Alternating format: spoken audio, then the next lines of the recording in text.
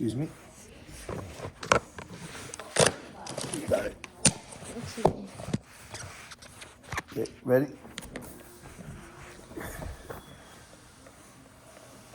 Come on. Straight up. Straight on. And we have 2 bathrooms. The regimental commander turned to Prince Bagration, Entreating him to ride back because here. here it was too dangerous. Please, Your Excellency, for God's sake, He repeated, glancing for confirmation at the officer of the suite, who turned away from him. Their kindly see. He drew attention to the bullets that constantly shrieked, sang, and whistled around him. He spoke in the same tone of entreaty and reproach, and which a carpenter speaks to a gentleman who has picked up an axe. We're used to it, but you'll get blisters on your hands. He spoke as if he himself could not be killed by these bullets. And his half-closed eyes gave his words a still more persuasive expression.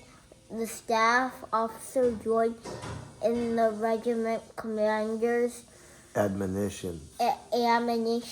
Admonitions means warning, okay? Okay. I love you. But Prince Bagration did not respond to them and merely orders the men to stop shooting and line up so as to make room for the 2 expected battalions. While he was oh, that was juicy here. Yeah, come on.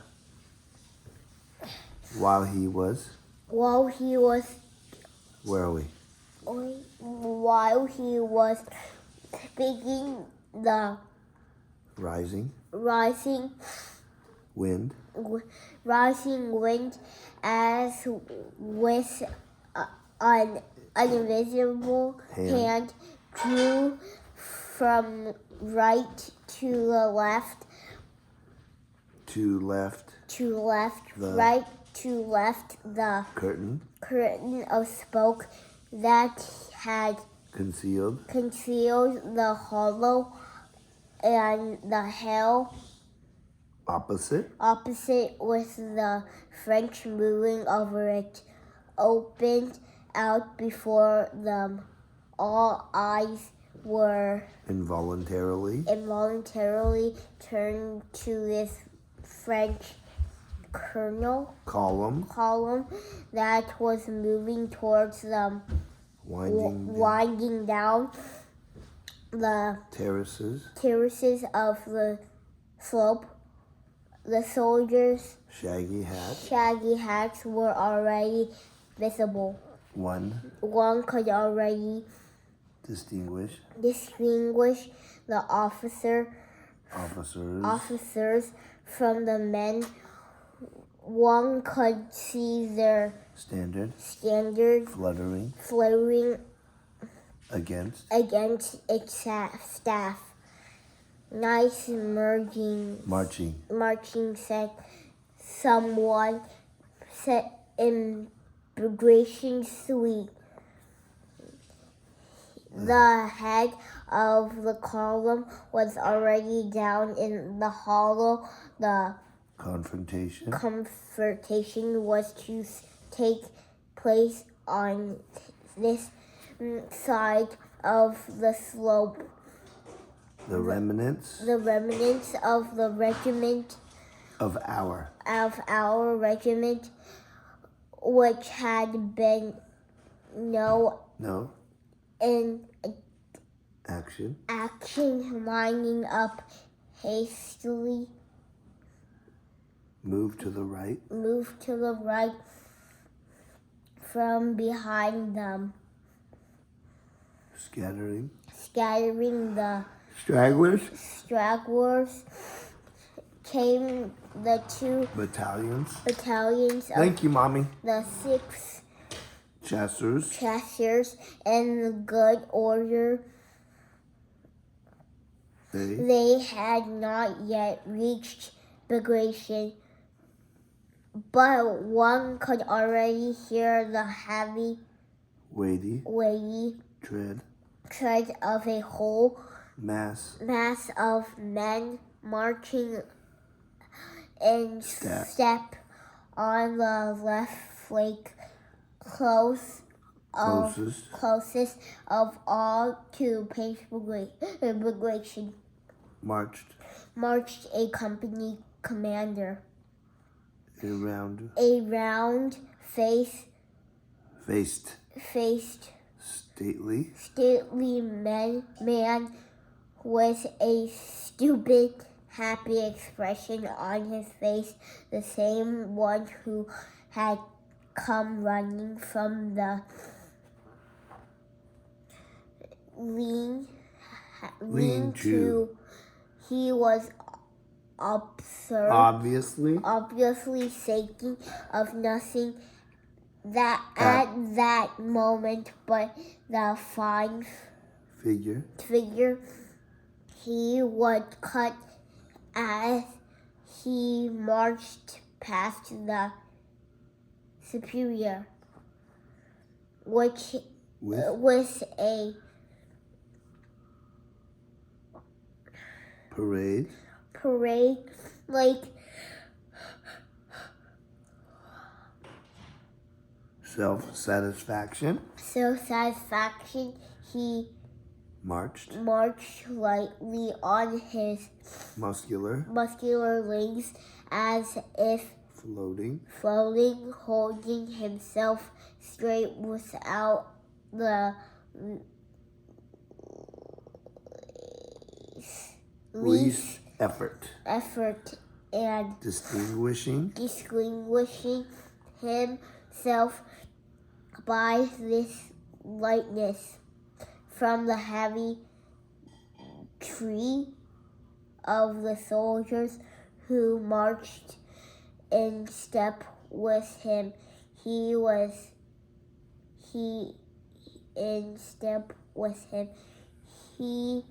cried by his leg, and he carried by his leg and unsheathed thin and narrow sword, a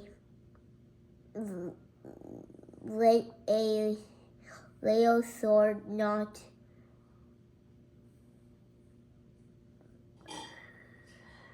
where are you? Not resembling a weapon, and he lithely turned his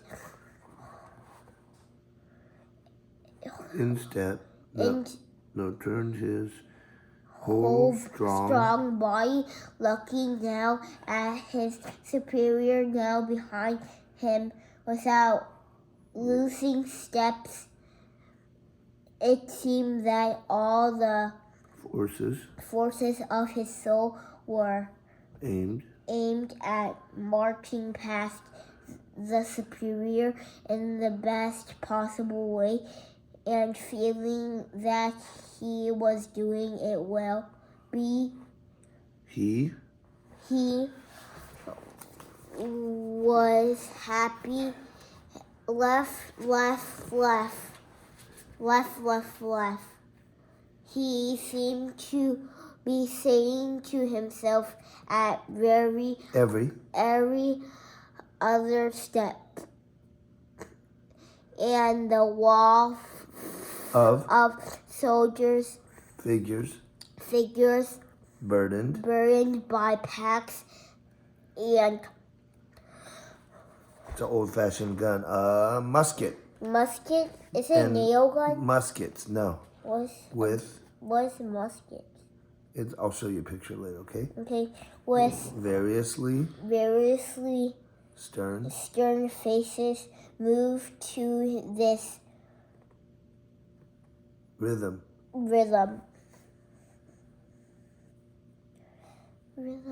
As of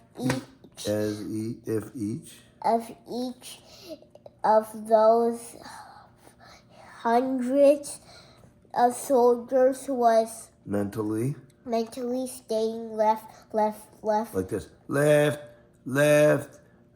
right, left.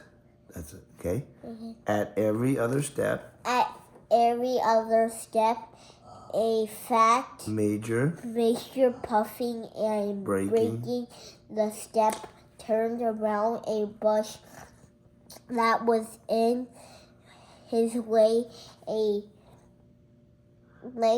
lagging soldier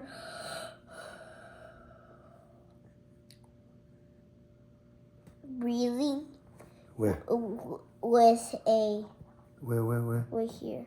Okay, breathless Was a frightened face because of his negligence tried to catch up with his company. A cannonball pushing through the air flew over the hands of Prince Bagration and his suite and to the rhythm of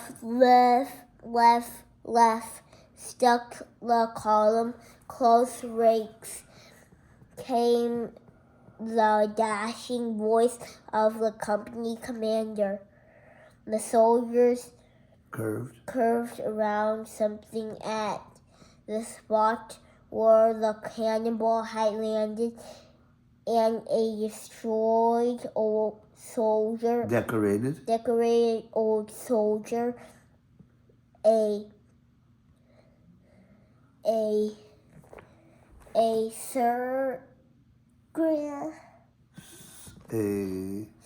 sergeant on the flake after lingering by the dead men, caught up with his line, skipped to charge, change feet fell into steps, and looked back angrily, left, seemed to be heard through the ominous silence and the monotonous sound of the feet.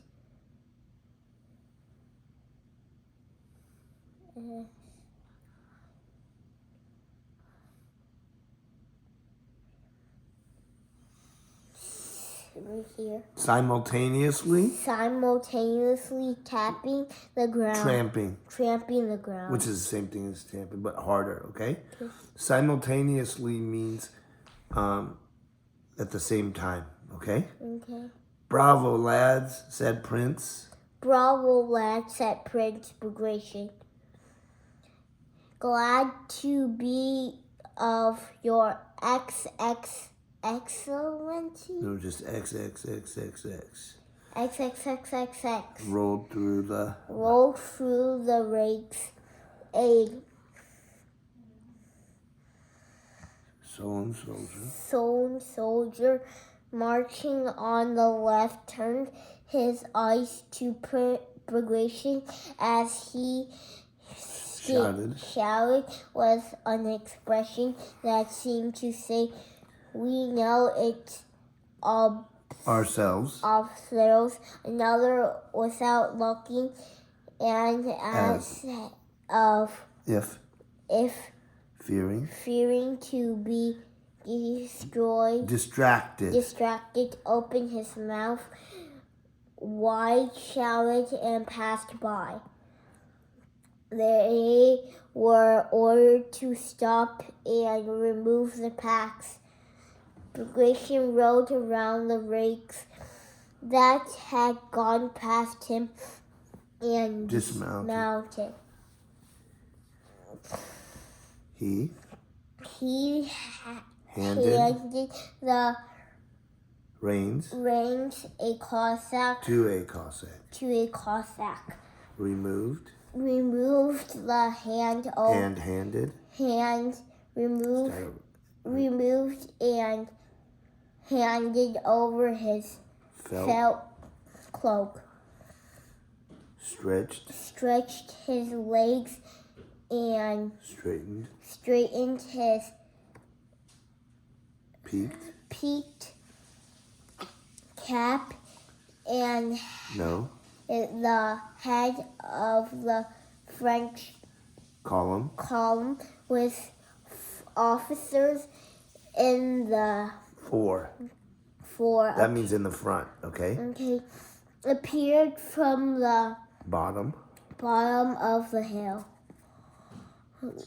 God be with us, Bagration said in a firm, audible voice, turned for a moment to the front line and swinging his arms slightly with the awkward gait of a cavalryman. As if working at it, he went forth over the uneven field. Prince Andrei felt that some invincible force was drawing him forward, and he experienced great happiness.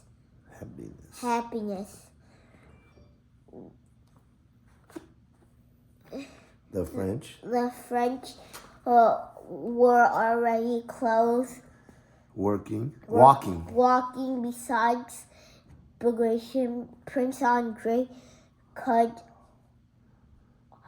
already make out clearly the bandoliers, the red epaulettes, even faces of the French.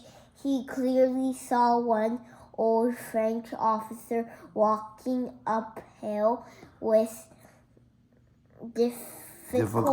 difficulty on splayed feet in gaiters. Holding on to bushes. Prince Bagration. Good job, Atticus. Prince Bagration. Let's finish this chapter. No, I'll do here. Okay. Gave no new order and went on walking silently in front of the ranks. Suddenly, from among the French came the crack of a shot, a second, a third, and all across the disordered enemy ranks spread smoke and the crackle of gunfire. Several of our men fell among them. The round-faced officer who had marched so cheerfully and diligently, but just as the first shot rang out, Bagration turned around and shouted, "Hurrah! hurrah! Hurrah!" The Prolonged cry spread throughout our line and overstripping Prince Bagration and each other in a disorderly but cheerful and lively crowd. Our men ran down the hill after the disordered French. Good job. Great reading. Okay, put the book somewhere. Page 186, okay? In case we read at the office.